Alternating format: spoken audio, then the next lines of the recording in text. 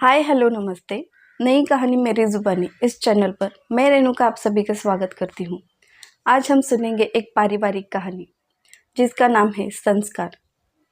नीता जी अपने बेटे के लिए लड़की देखने जा रही थी। नीता जी का बेटा दो बहनों का एक लाडला बेटा था। उनकी दोनों बेटियां अभी भी छोटी थी और बेटा बड़ा था। वह उसकी शादी के लिए अच्छे घर की लड़की देखने जा रही थी, इसलिए वह जल्दी जल्दी में थे। कुछ ही समय में वो लड़की के घर गए। वहाँ देखा कि उनकी अच्छी तरह से आने जाने के लिए उन्होंने व्यवस्था कर रखी है। बैठने के लिए अच्छा सा सोफा सजाया हुआ है और लड़की भी बहुत ही अच्छी तरह से सज संवर कर उनके सामने आकर खड़ी हो गई। उन्होंने लड़की को देखा। उन्हें लड़की काफ़ी अच्छी लगी। उन्होंने कहा, लड़की तो आपकी बहुत सुंदर है, लेकिन इससे पहले मुझे आपसे कुछ कहना है और मेरी कुछ शर्तें हैं।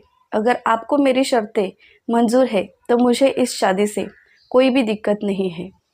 अब उन लोगों को लगा ये शायद दहेज के बारे में बात करेंगी, लेकिन उसे दहेज के बारे में कोई लेना देना था ही नहीं। उसने कहा, मेरा बेटा एक लौता बेटा है और मेरे घर में दो मेरी बेटियां हैं। मैं चाहती हूँ कि मेरे घर में जो भी बेटियां आए वो मेरी बहू नहीं बेटी ही बनकर रहेगी, लेकिन उसके बदले में उसे हमारे साथ अच्छे से व्यवहार करना पड़ेगा। हमारे बेटे को हमसे तोड़ना नहीं पड़ेगा। आज तक हमारे घर में कभी भी कोई भी बहस नहीं हुई है।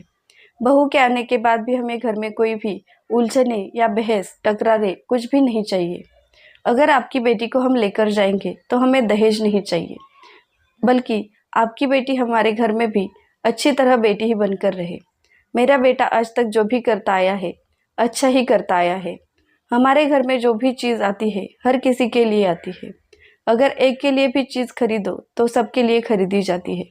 इसलिए शादी के बाद ऐसा ना हो कि आपकी बेटी कहे कि मेरा पति हर किसी पर खर्चा करता रहता है और मेरी तरफ ध्यान नहीं देता। हमारे पास पैसों की कोई कमी है नहीं और इसका पति भी अच्छे से कमाता है। शादी के बाद जो कुछ भी होगा सबके लिए होगा। ये मेरा, ये तुम्हारा, ये इसका, ये उसका, ऐसा नहीं चलेगा। अगर यह सब बातें आपके बेटी को मंजूर है तो मुझे इस शादी से कोई भी दिक्कत नहीं है। इसके बाद घर में सन्नाटा छा गया। तभी लड़की के माँ ने कहा, इसमें कौन सी नई बात है। हमने भी देखा है कि शादी के बाद बच्चे कैसे पलट जाते हैं, लेकिन हम आपको शब्द देते हैं कि हमारी बेटी ऐसा कुछ भी नहीं करेगी और हमारी जुबान ही आपके लिए काफ़ी है। हमारी बेटी अगर ऐसा कुछ भी कहेगी तो हम देख लेंगे, क्योंकि हमने काफ़ी लोग देखे हैं जो घर में झगड़े फसादों के कारण बच्चे उनसे दूर हो जाते हैं और इसका कारण बहुएं ही बनती है।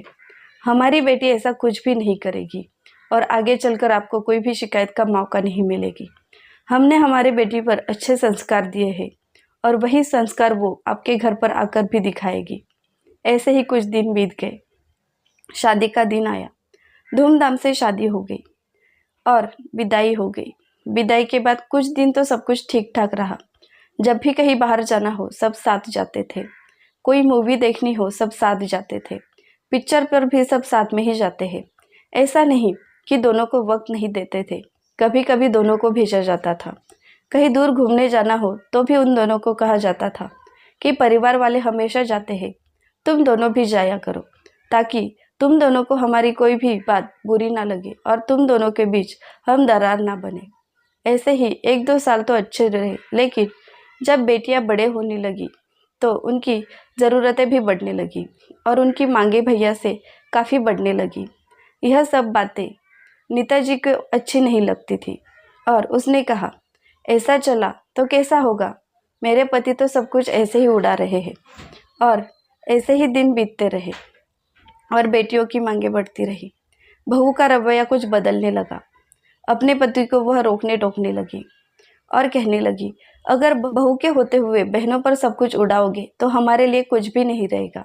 मैं आपकी पत्नी होकर भी इतना कुछ नहीं मांगती जितना अपनी बहनें मांगती है और आप उनके लिए लाकर भी देते हैं। तब उसने कहा, क्यों, तुम्हारे लिए कुछ भी नहीं किया। जो भी चाहती हो तुम्हें लाकर देता हूँ। एक चीज़ मांगो तो 2 लाकर देता हूँ और फिर भी तुम्हें अच्छा नहीं लग रहा, ऐसा क्यों।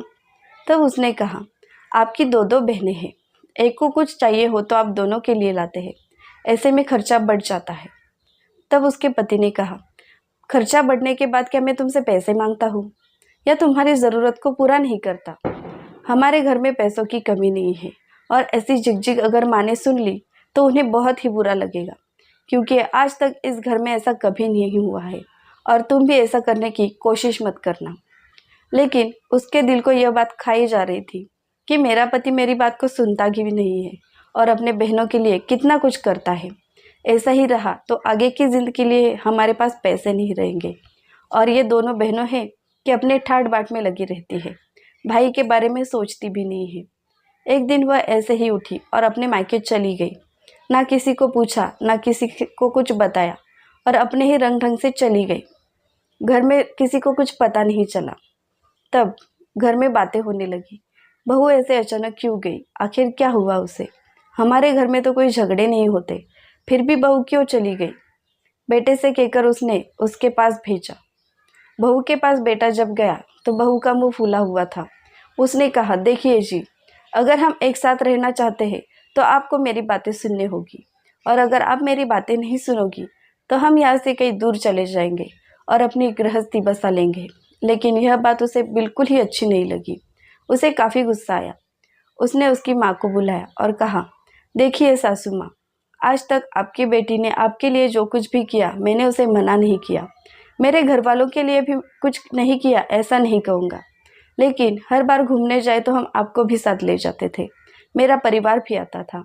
कहीं भी जाना हो तो हम मिलजुल कर जाते थे। लेकिन आज आपको बेटी को दिक्कत होने लगी है। मेरी बहनें बड़ी हो रही है। आज हमारे पास पैसा है, इसलिए हम उनकी ख्वाहिशें पूरे कर रहे हैं। अगर पैसे नहीं होते तो क्या वो हमसे कुछ मांग पाती और हम भी उन्हें दे पाते? नहीं। लेकिन आपके बेटी को यह बातें बिल्कुल ही पसंद नहीं आती और हर बार झगड़े के मूड में रहती है। ऐसा हुआ तो माफ़ कर देना, आपकी बेटी आप ही के पास रहे तो अच्छा होगा। हमारी खुशहाल ज़िंदगी को बर्बाद करने के लिए मैं आपके बेटी को नहीं ले जा सकता।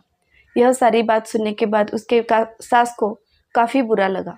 उसने अपने बेटी को जोरदार तमाचा मारा और कहा, क्या यही संस्कार दिए हैं मैंने तुम्हें? तेरे भाई ने जो किया, तेरा मन नहीं भरा? देखा नहीं तूने कैसे अपने बहू को उसने अपने साथ ले गया? हमसे टूट चुका है। क्या कभी तुम्हारे पास आता है? कभी तुम्हारी हालचाल पूछता है? क्या ऐसा ही तुम अपने पति के साथ करना चाहती हो? अपने घर में जो हुआ वही तुम दोहराना चाहती हो? कैसे लगेगा तुम्हें? जैसा तुम्हारे भाई ने किया वैसा ही तुम करना चाहती हो? यह सारी बातें और माँ की फटकार से वह सुधर गई और रो रो कर कहने लगी, मुझे माफ़ कर देना माँ। थोड़ी देर के लिए मैं स्वार्थी हो चुकी थी, क्योंकि यह अपने बहनों के लिए क्या कुछ नहीं करते थे और मेरे भाई ने मेरे लिए कुछ भी नहीं किया, इसलिए मुझे थोड़ी सी जलन होती थी और इसी कारण मैं इस तरह का रवैये से पेश आ रही थी। मुझे माफ़ कर देना, आगे से मुझसे ऐसी गलती नहीं होगी। आपके संस्कार में भूली नहीं, लेकिन मेरे नंदों के लिए इनका प्यार देखकर थोड़ी सी जलन मुझ में ज़्यादा ही हो गई थी। आज के बाद मुझसे ऐसी गलती कभी भी नहीं होगी और आपके संस्कारों पर कभी कोई उंगली भी नहीं उठेगी। आज के बाद वो मेरी नंदे नहीं, मेरी बहनें ही बनकर रहेंगी और हम सब साथ में खुशी खुशी रहेंगे। इसी तरह वो घर लौट आई और सबकी माफ़ी मांगकर हंसी खुशी अपने घर में रहने लगी और उनका घर एक अच्छा और खुशहाल परिवार बन गया। तो ऐसी ही नई नई कहानियाँ सुनने के लिए हमारे चैनल को सब्सक्राइब करें और अगर आपको हमारी कहानी अच्छी लगी हो तो कमेंट करके ज़रूर बताना। धन्यवाद।